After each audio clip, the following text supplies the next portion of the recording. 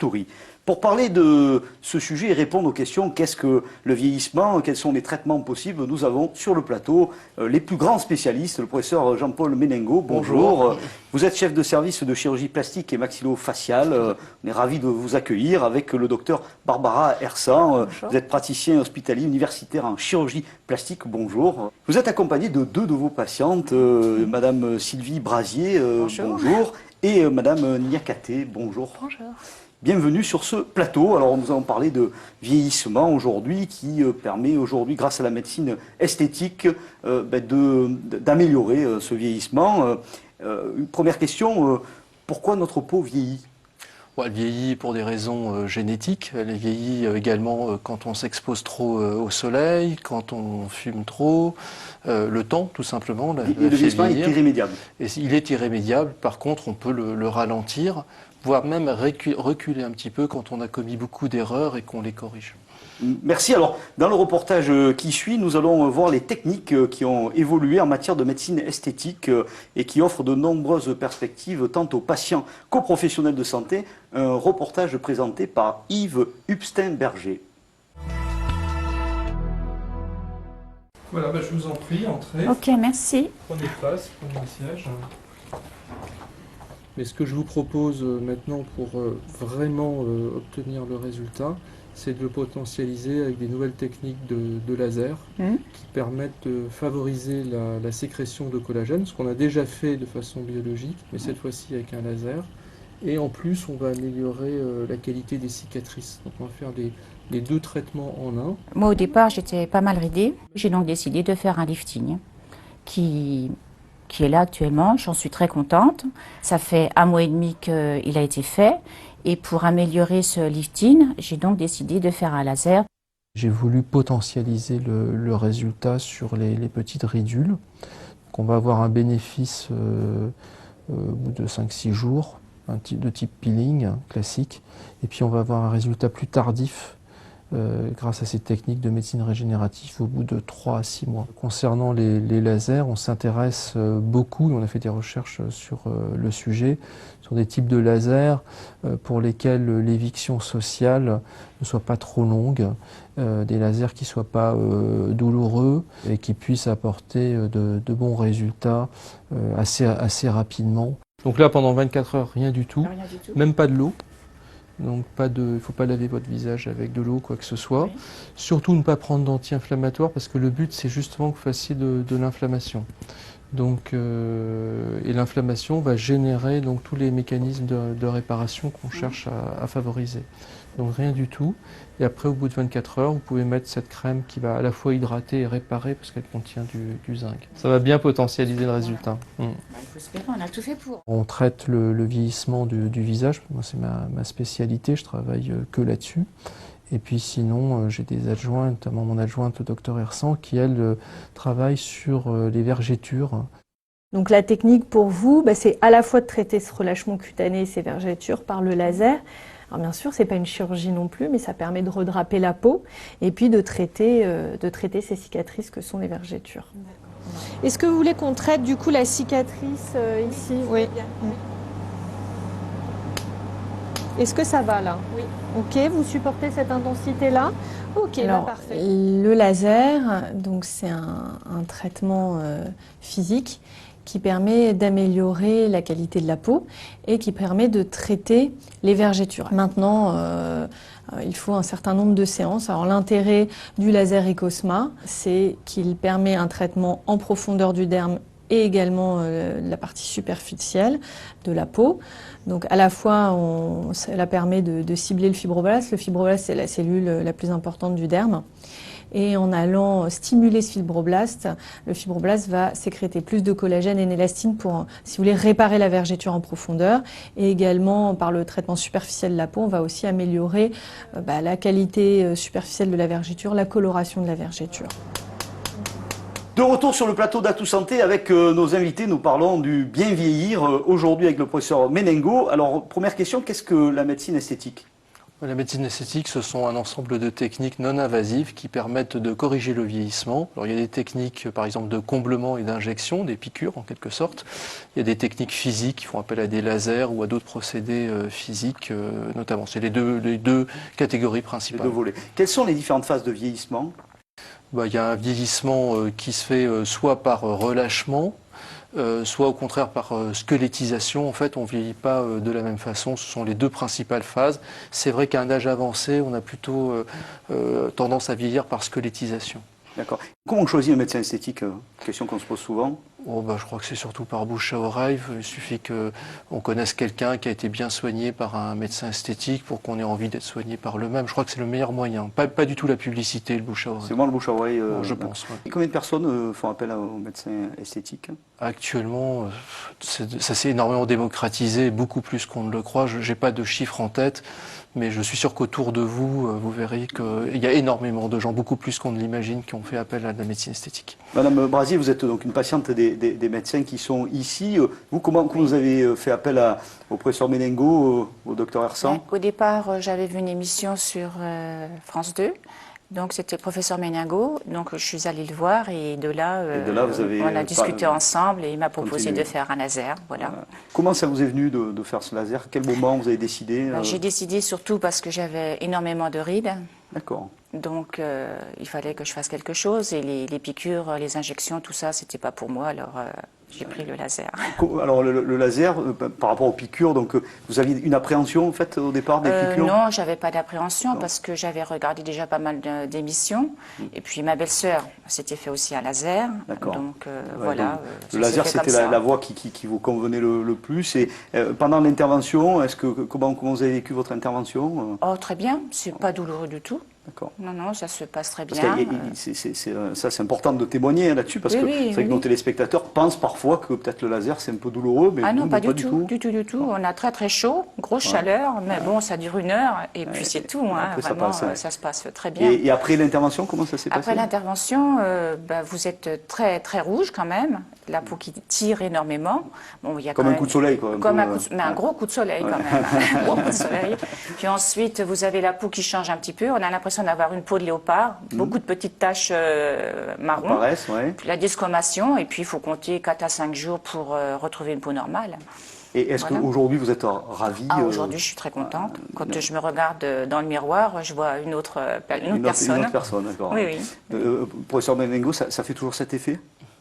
Il y a des gens qui réagissent plus ou moins, mais on a toujours effectivement une efficacité. C'est vrai que c'est de la stimulation. Donc il y a des gens qui réagissent plus. En fait, on fait fabriquer du collagène. Et donc ça dépend. Il faut mettre les chances de son côté pour que ça obtenir le plein effet du laser. Et dans le vieillissement, est-ce qu'il y a des facteurs aussi environnementaux, sociaux, lesquels? Alors déjà, les facteurs environnementaux, c'est ne pas fumer, avoir une bonne hygiène du sommeil, une bonne hygiène alimentaire. Donc, vous parlez du soleil aussi le soleil, une bonne protection solaire, ça c'est vraiment indispensable. Et ceux qui sont au soleil toute l'année, comment? Eh bien, utiliser une bonne protection. Quelle de protection? Minimum 50, tous les jours. Tous les jours, oui. Non, ça, si vraiment on veut ralentir le vieillissement, la protection solaire est absolument indispensable. Est-ce qu'il y a un effet génétique aussi sur le sujet du vieillissement? Alors, il y a des gens qui génétiquement vieillissent plus vite que d'autres. Et puis ce qui compte énormément, c'est la bonne humeur et voir les choses de façon positive. Ça, c'est peut-être le meilleur médicament. C'est ce qu'on voit chez Madame Brasier, côté positif, on est ravis. Alors Madame Niakate, racontez-nous un peu votre histoire, comment vous êtes devenue à la médecine esthétique? Donc moi j'ai eu recours au laser vergiture avec le docteur Hersan. Donc c'était concernant les vergitures que j'avais au niveau des hanches en fait. Donc c'est ça qui a dérangeante, au niveau esthétique, en fait, c'est pas très joli à voir quand on se met en maillot de bain, dans notre intimité. Donc, j'ai eu 3 séances de laser vergiture. Et voilà. Et maintenant, c'est réglé? Presque. Réglé. Oui, et comment sont été apparues à quel moment dans votre vie, les vergitures? À la fin de mon adolescence. Donc, quand j'ai commencé à prendre du poids. c'est lors d'une prise de poids. Alors aujourd'hui, vous n'êtes pas la seule femme qui est concernée par ça, puisque 80% des femmes sont concernées par les vergetures. Alors on a une spécialiste de ce domaine avec le docteur Hersan. Alors d'abord, à quelle période? Est-ce que c'est toujours à l'adolescence qu'apparaissent les vergetures ou il y a d'autres temps? Non, pas forcément. Alors il y a des périodes hormonales, effectivement, comme l'adolescence. Et après la grossesse, quand il y a des variations de poids, quand la peau est distendue. Donc il y a certains contextes, comme la grossesse, mais aussi les personnes qui ont été en obésité, qui ont beaucoup maigri. Donc là, il y a une fracture de la peau qui se crée et donc les vergetures apparaissent. Donc c'est la distension de la peau liée à la variation pondérale, la grossesse et puis... Souvent le poids en fait. Le poids et puis des périodes hormonales comme l'adolescence effectivement. Et puis certaines prises médicamenteuses comme les corticoïdes qui influencent le poids. Et est-ce qu'il y a différents types de vergetures? Est-ce qu'il y a différents stades? Tout à fait. Alors il y a le premier stade, c'est le stade précoce, c'est le stade des vergetures inflammatoires. Donc ce sont des vergetures qui sont pourpres. Qui sont rouges. Et sur les peaux noires, elles peuvent être d'ailleurs paradoxalement très noirâtres en fait. Elles ne sont pas forcément rouges.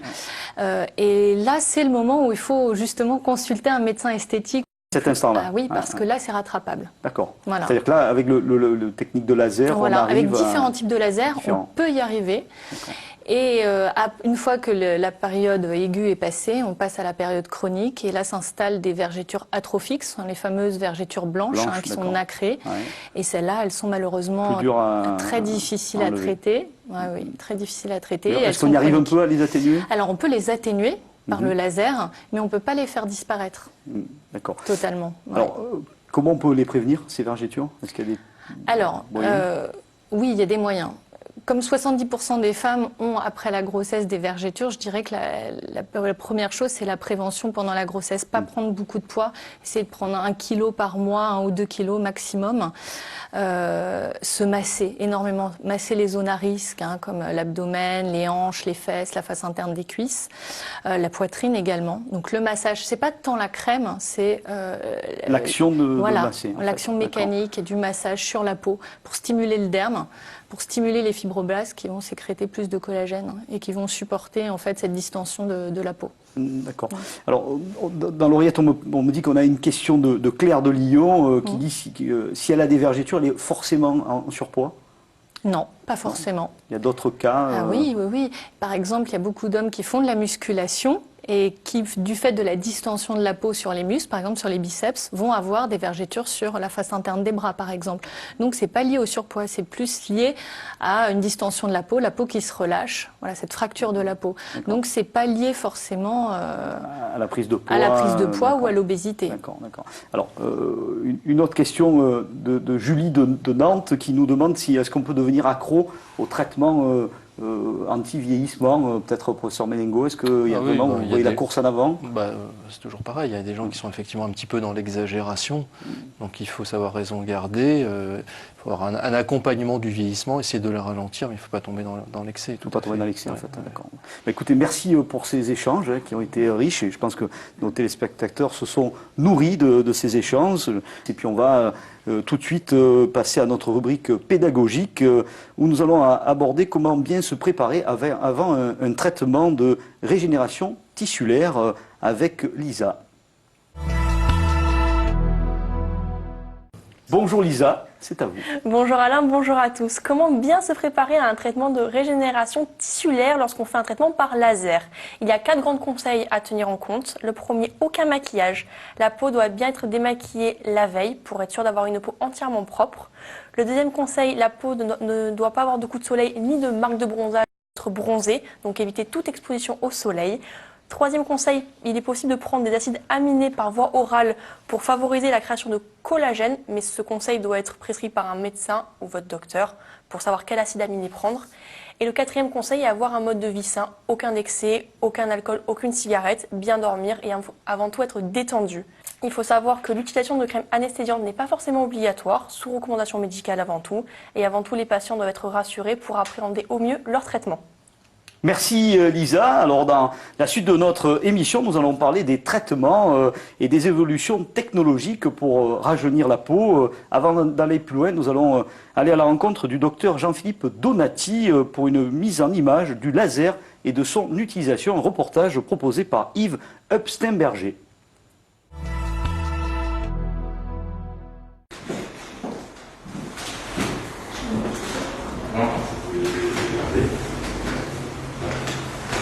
Là, je vais préparer mon laser, d'accord, avec mon matériel adéquat. Les techniques qui donnent, on va dire, le plus de résultats significatifs à l'heure actuelle sans avoir recours à la chirurgie, ce sont les techniques qui utilisent les traitements par laser. Le fonctionnement des lasers est difficile à généraliser parce que chaque laser a un moyen d'action spécifique. En gros, il y a certains lasers qui vont agir en augmentant la chaleur sur une cible particulière au niveau de la peau. Dans le cas du rajeunissement, on a différents types de lasers. Un laser qui est pas mal et qui fonctionne bien, c'est les nouveaux lasers avec des ondes acoustiques. Donc ces lasers vont entraîner la formation d'ondes acoustiques qui vont pénétrer dans le derme, qui vont entraîner des microdommages et puis qui vont entraîner une stimulation de votre propre organisme. C'est un mécanisme de régénération au niveau de votre corps. Ok, très bonne journée à vous. Au revoir. Alors, on va voir votre cicatrice. Voilà. C'est ça qui vous reflétez, c'est la zone là. D'accord. Ici, ils sont innovants parce qu'ils nécessitent moins de précautions qu'avec les précédentes générations de lasers, où il fallait prévoir une anesthésie de surface de la peau, prévoir une anesthésie par jet d'air au moment de la réalisation de la séance, et puis il fallait suivre de nombreuses recommandations, et il y avait des complications un peu plus importante en nombre et puis en sévérité après la séance. C'est innovant également dans le fait qu'on obtient de très bons résultats sur le rajeunissement cutané. Et puis ils sont innovants au niveau du mécanisme même. Comme je le disais tout à l'heure, la plupart des lasers agissent en chauffant la peau. Là, on ne chauffe plus la peau, on utilise des ondes acoustiques, ce qui permet de diminuer certaines complications, notamment les taches pigmentaires qu'on pouvait avoir après la réalisation des séances laser. De retour sur le plateau d'Atout Santé, nous avons avec nos invités le professeur Menengo et le docteur Elena Maté, dermatologue lasériste, qui nous a rejoint. Bonjour. Bonjour.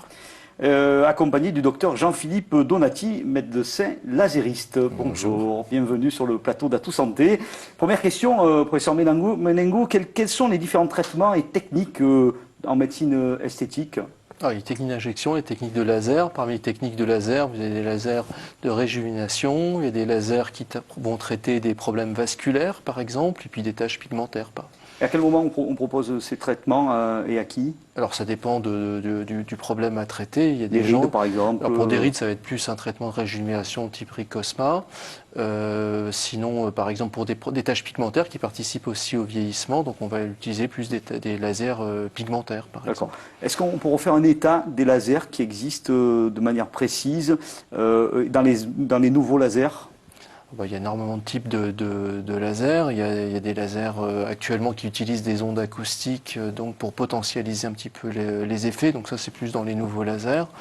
Sinon, il y a des lasers qui visent à avoir moins d'effets secondaires en fractionnant la dose, en utilisant du micro-fractionné. Enfin, il y a énormément d'évolutions actuellement. D'accord. Docteur Donati, le laser, qu'est-ce qu'il a d'innovant par rapport aux techniques qu'on avait avant ?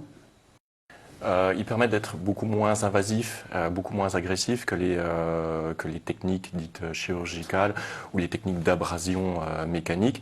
Après, évidemment, on ne parle pas du traitement laser, mais des traitements laser. Comme vient de le souligner professeur Menengo, il y a de très nombreux types de lasers pour de nombreuses indications. Donc c'est difficile d'expliquer rapidement quelles sont les évolutions, les améliorations pour tel ou tel type de laser. Mais en gros, c'est ça, c'est moins invasif, de bons résultats et puis des suites simples. Et aujourd'hui, il n'y a plus de douleur avec les lasers. Ça dépend les lasers qu'on utilise, ça dépend l'indication, mais les lasers dernière génération sont quasi indolores maintenant. D'accord. Alors, juste une question, vous êtes tous les trois médecins. Est-ce que vous avez déjà, sur vous, utilisé les lasers pour des techniques, oui ?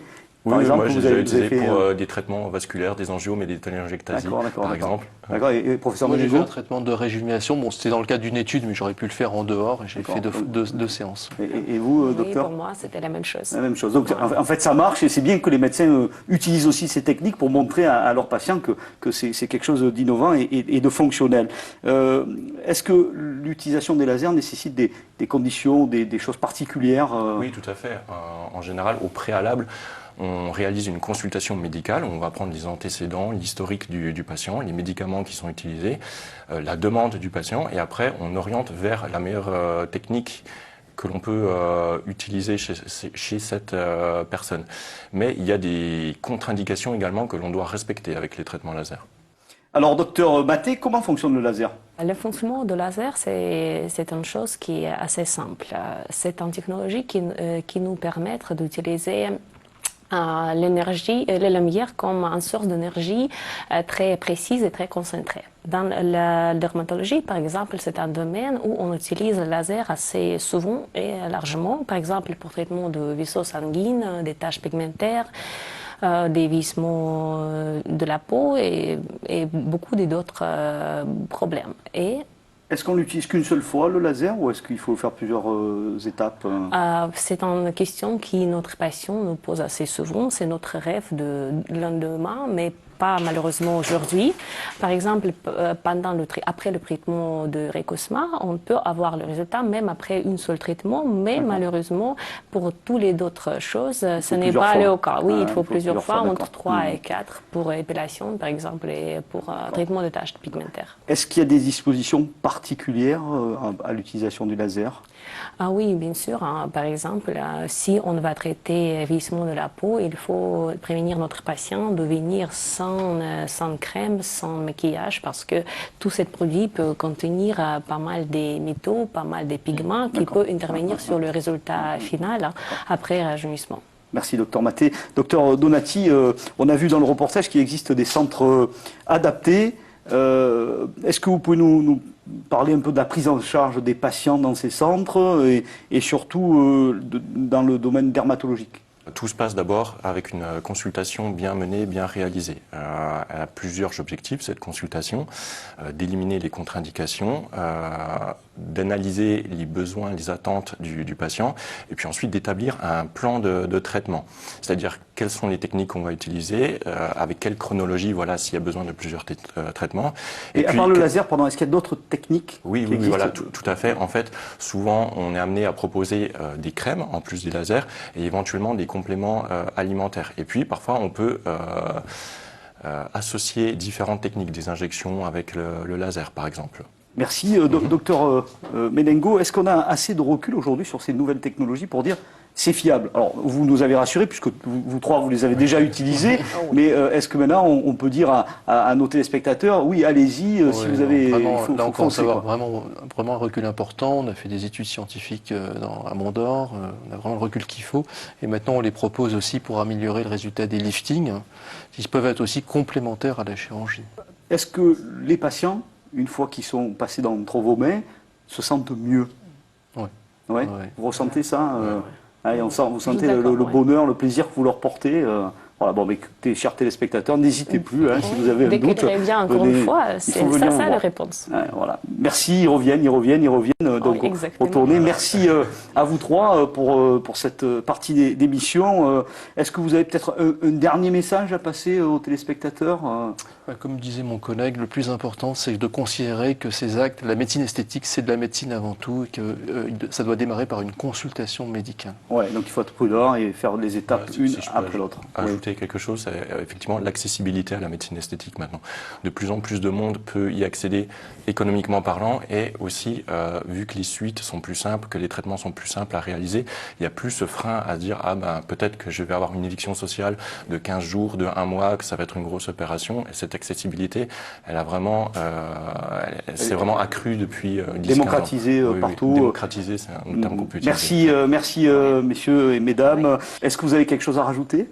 Oui, Oui, bien sûr. En étant un dermatologue, je voudrais rappeler à tout le monde qu'il ne faut pas utiliser les traitements dermatologiques ou esthétiques par laser sur les grains de beauté. Et en cas d'apparition des taches pigmentaires ou changement des grains de beauté dans la taille, dans la couleur ou le relief, il faut venir immédiatement